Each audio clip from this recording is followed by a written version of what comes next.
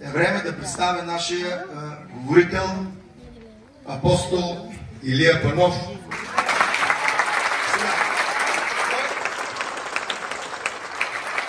За първи път не за първи. Наши себе за първи път. И всъщност, нека да бъдем абсолютно. Нека да почита главата. Нека казвам, кому не е нужно повече, дайте повече.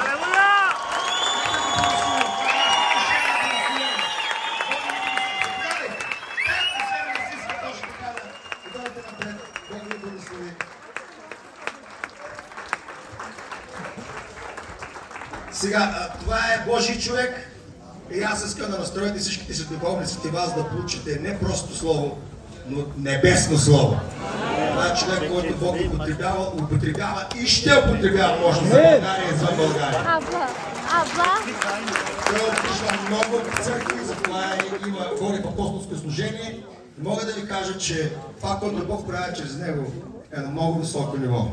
Така че бъдете готови още веднъж аплодисменти и Бог да ви това е там.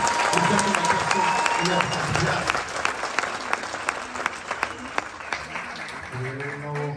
Благодаря ви, може да седнете. Благодаря ти, пастор Енчо. Благодаря.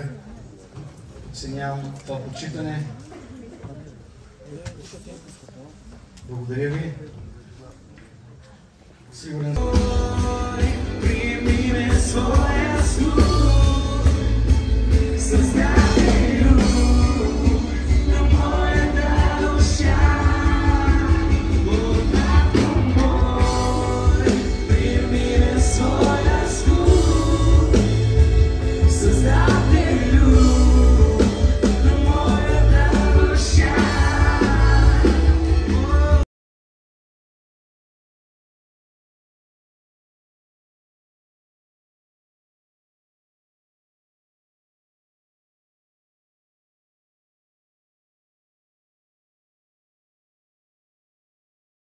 Пророк Божий идва и първото място, където казва: вароне посреди людите ми съжалението тече.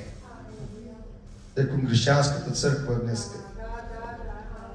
До кълбото вие го знаете в град Сливен. По история чели, Панагюрище пукна първата пушка и винаги е важно къде е първото място на революцията. Наистина е важно първото място.